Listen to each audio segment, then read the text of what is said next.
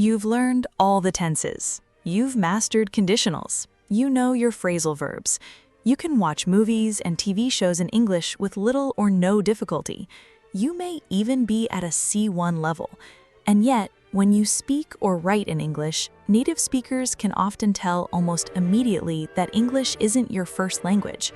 Why? It's not your accent. It's not your vocabulary. And surprisingly, it's usually not the grammar mistakes you think it is. The real issue often lies in a completely different layer of grammar, the advanced structures that native speakers use naturally, without even realizing it. These are the patterns you hear in interviews, books, podcasts, university lectures, news broadcasts, and professional conversations. Native speakers absorb them over years of exposure. Most learners, however, either avoid them entirely or use them incorrectly. And that's often what creates that subtle feeling that your English is good, but not quite native-like. Today, we're going to explore 5 advanced features of English grammar. These are the structures that frequently separate merely good English from English that sounds polished, sophisticated, and genuinely natural. By the end of this lesson, you'll not only recognize them when native speakers use them, you'll be able to start using them yourself. Act 1. Inversion after negative adverbials. Most English learners build sentences in only one way: subject, verb, everything else. For example, I had never seen anything like that before. There is absolutely nothing wrong with this sentence. It's grammatically correct. But educated native speakers regularly use another version. Never had I seen anything like that before. Notice the change in word order. After certain negative or restrictive adverbials, English often requires inversion, almost the same word order we use in questions. Instead of subject plus auxiliary plus main verb, we get auxiliary plus subject plus main verb. If there is no auxiliary verb, we need to add one. For example, we use do with the present simple and did with the past simple. Rarely do we find such talent. Instead of, we rarely find such talent. This phenomenon is called inversion. Inversion simply means reversing the normal subject-verb word order in a sentence. Compare, I had rarely experienced such excitement, and rarely had I experienced such excitement. Or, she not only apologized, but she also offered compensation. And not only did she apologize, but she also offered compensation. The meaning remains the same, but the tone changes dramatically. The inverted version sounds more formal. In many cases, it also sounds more elegant. Inversion adds emphasis, formality, dramatic effect, stylistic sophistication. Several adverbials commonly trigger inversion: never, rarely, seldom, hardly, little, only then, only later, not until, no sooner, scarcely, under no circumstances, in no way. Let's look at some examples. Never had I seen such a breathtaking view before. Rarely do we encounter such talented students. Seldom has a movie affected me so deeply. Hardly had I sat down when the phone rang. Little did they know that their decision would change everything. Only later did she discover the truth. Not until the meeting ended did he reveal his true intentions. No sooner had I closed the door than someone knocked on it. Scarcely had the concert begun when the power went out. Under no circumstances should you share your password with anyone. In no way am I suggesting that you are responsible. Notice how these sentences immediately draw attention to a specific idea. The speaker isn't just communicating information, they're highlighting it. That's the real power of inversion. Native speakers don't use it in every conversation. In fact, if you overuse it, you'll sound theatrical. But they do use it when they want to emphasize something strongly, create dramatic effect, or make their language sound more polished and sophisticated. And once you start noticing inversion, you'll begin hearing it everywhere, even in everyday conversations when someone wants to make a point. The next time you catch yourself saying, I had never seen anything like that before, try saying, never had I seen anything like that before. Grammatically, both are correct. Stylistically, they're worlds apart. Act 2. Advanced article usage. If there's one area of English grammar that continues to expose even advanced learners, it's articles. And that's somewhat ironic, because article mistakes rarely make a sentence ungrammatical. Most of the time, people will still understand exactly what you mean, but they do make your English sound slightly unnatural.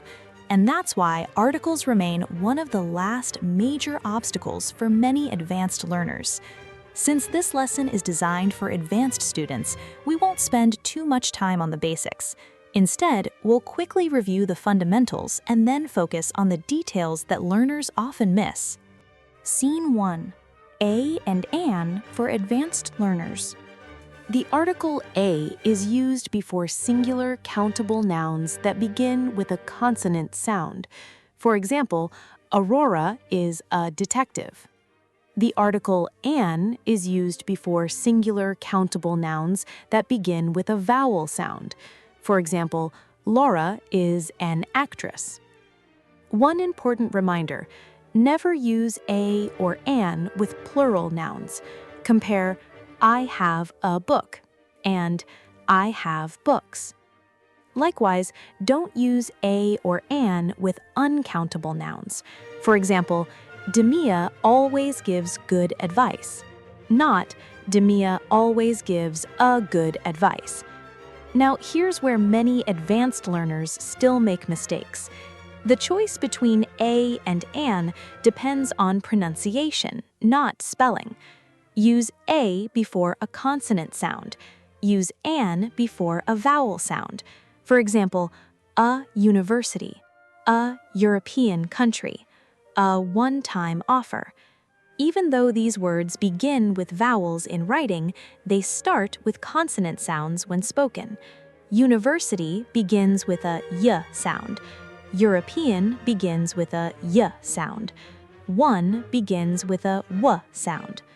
On the other hand, an hour, an F student, an 8-year-old child. Hour begins with a vowel sound because the H is silent. F begins with a vowel sound when spoken, and so does 8. Another important principle: use a or an when talking about something in general rather than a specific thing. For example, Papa Vella has a driver's license. We're not talking about a particular license. We're simply describing the fact that one exists. A and an can also function much like the word per. For example, the tour to Little Lavender costs $75 a person, meaning $75 per person. We also use a and an when introducing something for the first time. For example, I am writing a book. The listener doesn't yet know which book we're talking about. The book is being introduced into the conversation for the first time. English has a few advanced expressions with many and a or an that are often found in formal, literary, or sophisticated writing. The expressions a good many and a great many mean a large number of, or very many. They are followed by a plural countable noun. Examples: a good many students study at Gunesh. A great many people attended the archive. A great many books have been written on the subject. Another advanced structure is many a plus singular noun. Although the noun is singular, the meaning is similar to many plus plural noun. This construction is especially common in literary writing, speeches, and formal prose. Compare, many students have faced this problem. Many a student has faced this problem. Many travelers were disappointed by the weather. Many a traveler was disappointed by the weather. Scene 2. The for advanced learners. Now let's talk about the. This is where article usage becomes much more interesting. While a and an introduce something, the identifies it. Use the when the listener already knows which person or thing you're talking about. For example, I am writing a book. The book is about murder. The first sentence introduces the book. The second sentence refers back to that same book. Once something becomes identifiable, English often switches from a to the. We also use the when a phrase or clause makes a noun specific. For example, can you give me the book on the table? There may be many books, but only one book is on the table. The phrase identifies exactly which book we mean. Use the with ranking and ordering expressions. For example, this is the first day at Ganesh. However, when possessive determiners appear, the article usually disappears. Compare. This is the first day at Ganesh, but I remember my first day in Little Lavender. Notice that my replaces the article. Use the with superlatives. For example, you are the best, because a superlative identifies a unique item within a group. Comparatives follow normal article rules. For example, Jennifer is looking for a better job. No specific job has been identified, but between these two jobs, Jennifer prefers the better job. Now we're referring to a specific option from a known pair. Similarly, Aurora is the smarter of the two, because only two people are being compared. English often uses the plus comparative of the two to identify one specific member of a known pair.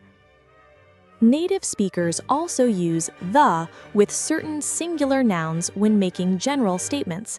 For example, musical instruments, the piano, the guitar, the flute, animals, the elephant, the leopard, the lowland gorilla, plants, the coconut palm, the baobab, inventions, the steam engine, the airplane, the light bulb, currencies, the dollar, the euro, the yen, body parts, the eye, the ear, the head. For example, the cheetah is a very intelligent animal. We're not talking about one specific cheetah, we're talking about the species as a whole. The can also turn a family name into a collective group. For example, the Morrisons are suspected of the murder of Laura Ivanti, meaning the Morrison family. Likewise, the can combine with adjectives to refer to groups of people. Compare, I like French. Here we're talking about the language. Now compare, I like the French. Now we're talking about French people. One tiny word completely changes the meaning. However, there's an important exception. When talking about nationalities ending in -ans, such as Americans, Mexicans, Hawaiians, we usually do not use the when speaking generally. For example, Americans watch a lot of TV, not the Americans watch a lot of TV, unless we're referring to a specific group of Americans. By the way, in general, we don't use the with languages. I speak French. But when we mention the word language itself, we use the. Then the formula is the plus adjective plus language. The French language is very poetic. One of the trickiest areas of article usage involves geography. Use the with oceans, seas, coasts, rivers, swamps, archipelagos, collections of lakes such as the Great Lakes, mountain chains, deserts, references on the globe such as the equator, the North Pole, geographic regions such as the Northwest, the Middle East, bridges, except Tower Bridge, pagodas, hotels, theaters, museums, institutes, skyscrapers. For example, the Pacific Ocean, the Nile, the Sahara, the Great Lakes, the North Pole, the Middle East. Use the with many landmarks, museums, hotels, theaters, institutes, skyscrapers, and famous works of art. For example, the Hermitage, the Mona Lisa, the Taj Mahal, the Colosseum, the Great Wall of China. Some time expressions require the: in the morning, in the afternoon, in the evening, during the day, during the night, the day before yesterday, the day after tomorrow, the fall, the summer. For example, We met in the fall. Other expressions use no article at all: at night, at noon, at midnight, all day, all night, every month, every year, last Friday, yesterday, tomorrow. Some expressions can take either form: a whole day, the whole day, an entire year, the entire year. Compare, she worked there for an entire year, a general statement, and she spent the entire year preparing for exams, a specific year already known from context. Scene 3. The zero article for advanced learners. Sometimes the correct article is no article at all. This is known as the zero article. When speaking about uncountable nouns or plural countable nouns in general, English often uses no article. For example, curiosity is a great trait, not the curiosity is a great trait, because we're discussing the concept in general. The same principle applies to many diseases. For example, Mary died of a scenic heart disease. However, there are notable exceptions: the measles, the flu, the mumps, the bubonic plague, and a cold, a heart attack, a stroke, a headache, a sore throat. Act 3. Reduced relative clauses.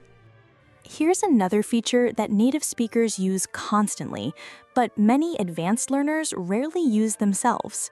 Compare these two sentences. Students who study abroad often become more independent, and students studying abroad often become more independent. Both sentences are completely correct. Both communicate exactly the same idea, but the second version sounds more natural, more compact, and more sophisticated. That's because it uses a structure called a reduced relative clause. Reduced relative clauses help native speakers communicate information more efficiently. Instead of using a full relative clause every time, English often allows us to shorten it without changing the meaning. The result is language that feels smoother, faster, and more natural. Scene 1. Active reduced relative clauses. Let's start with the most common type. Consider this sentence. The people who live in Little Lavender are very friendly. A native speaker will often say, the people living in Little Lavender are very friendly. Notice what happened. The relative pronoun disappeared. The verb changed into an ing form, and the meaning stayed exactly the same. This reduction is possible when the relative clause describes an action performed by the noun itself. In other words, when the clause is in the active voice. The process is simple. Remove the relative pronoun, change the verb into its present participle form. For example, students who study abroad becomes students studying abroad. Another example, the woman who is sitting by the window becomes the woman sitting by the window. The sentence becomes shorter, but it also becomes more elegant. Scene 2. Passive reduced relative clauses. Now let's look at another common pattern. Compare, the documents that were signed yesterday have already been delivered, and the documents signed yesterday have already been delivered. Again, the meaning remains identical, but the second version sounds more concise and natural. In this case, the relative clause is in the passive voice.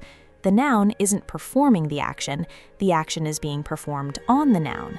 When that happens, English often allows us to remove both the relative pronoun and the verb to be, leaving only the past participle. For example, the documents that were signed yesterday becomes the documents signed yesterday. Another example, the cars that were manufactured in Germany becomes the cars manufactured in Germany. Or the book that was published last year becomes the book published last year. Scene 3. Reductions after to be. There's another situation where English allows further reduction. Consider this sentence. The people who are in Little Lavender are very friendly. A native speaker may simply say, the people in Little Lavender are very friendly. Or, the woman who is by the window becomes the woman by the window. Or, the students who are responsible for the project becomes the students responsible for the project. When a relative clause contains a form of to be followed by an adjective, prepositional phrase, or location expression, English often drops both the relative pronoun and the verb entirely. This creates sentences that sound much more natural. And importantly, this isn't advanced literary English, it's everyday native English. Act 4. Cleft sentences. So far, we've looked at structures that make English more concise. Now let's examine a structure that does the exact opposite, a structure that intentionally adds words, a structure designed not for efficiency, but for emphasis. This structure is called a cleft sentence, and native speakers use it all the time when they want to highlight a specific piece of information. A cleft sentence divides information into two clauses in order to place special focus on one particular element of the message. Instead of simply stating information, a cleft sentence shines a spotlight on it. The two most common types are it-clefts and wh-clefts, also known as pseudo-clefts. Let's look at each one. Scene 1. It-clefts. The basic structure is it plus be plus emphasized element plus relative clause. At first glance, it may seem unnecessarily complicated, but once you understand the purpose, it becomes incredibly useful. Let's start with a simple sentence. Larchie wrote in the diary. A straightforward statement, nothing special. Now let's emphasize the person who performed the action. It was Larchie who wrote in the diary. Suddenly, the focus shifts. We're no longer simply reporting what happened, we're emphasizing who did it. We can also emphasize the object. Original sentence, Larchie wrote in the diary. Now, it was the diary that Larchie wrote in. The event remains the same, but now the diary becomes the center of attention. And the emphasis doesn't have to be on people or objects. It can focus on time. For example, Larchie wrote in the diary yesterday. Normal statement. But now, it was yesterday that Larchie wrote in the diary. Notice how the emphasis shifts. The important information is no longer the action, it's the time. Let's do the same thing with location. Original sentence, Larchie wrote in the diary in the parlor. Now, it was in the parlor that Larchie wrote in the diary. The action hasn't changed, the meaning hasn't changed, but the location suddenly becomes the focus. Cleft sentences can also emphasize reasons. Consider, Larchie stayed home because of the storm. Now compare, it was because of the storm that Larchie stayed home. The reason now carries much greater weight. Scene 2. What-clefts? Pseudo-clefts. Now let's look at another extremely common structure, the wh-cleft. The most common version begins with the word what. The formula is what plus clause plus be plus emphasized element. Here's a simple sentence. I need to find Larchie's diary. Now let's turn it into a wh-cleft. What I need is to find Larchie's diary, or even more naturally, what I need is Larchie's diary. Notice what happened. The sentence now feels more deliberate, and that's precisely why native speakers use it. Wh-clefts allow speakers to introduce information gradually and build emphasis naturally. Instead of immediately stating the important information, they create anticipation. Act 5. Fronting. We've spent this entire lesson looking at structures that native speakers use to make their English more precise, more expressive, and more sophisticated. And now we've arrived at one of the simplest and most powerful of them all. It's called fronting. The idea is surprisingly straightforward. Sometimes native speakers take an important word or phrase and move it to the beginning of a sentence. Why? Because the beginning of a sentence is prime real estate. It's the first thing the listener hears, the first thing they remember. And when you place information there, you automatically give it more emphasis. This technique is known as fronting. Native speakers use it constantly when they want to highlight a particular idea or direct the listener's attention towards something they consider especially important. At first glance, fronting may seem similar to cleft sentences, and in some ways it is. Both structures answer the same fundamental question: what information matters most? But they answer it differently. Cleft sentences create emphasis by splitting a sentence into two clauses. Fronting creates emphasis by changing the normal word order. Let's look at an example. Compare, "I loved that book," a perfectly normal sentence. Now compare, "that book I loved." The meaning is identical. Nothing about the message has changed, but the focus has changed completely. Now the listener's attention lands immediately on that book, and that's exactly the effect fronting is designed to create. More examples. Consider, "I'll never forget that mistake." Now, with fronting, "that mistake I'll never forget." The emphasis becomes much stronger. The speaker isn't merely describing a memory, they're highlighting the mistake itself. Here's another example. "I really enjoyed the ending." Fronted, "the ending I really enjoyed." Again, the listener immediately understands what the speaker considers most important. Or, "we should focus on this issue." Fronted, "this issue we should focus on." Notice how the sentence suddenly feels more deliberate. Here's another example. "I had never seen such beauty before." Fronted, "such beauty I had never seen before." And one more. "We can never allow this." Fronted, "this we can never allow." The words remain almost identical. The meaning remains identical, but the emotional impact becomes much stronger.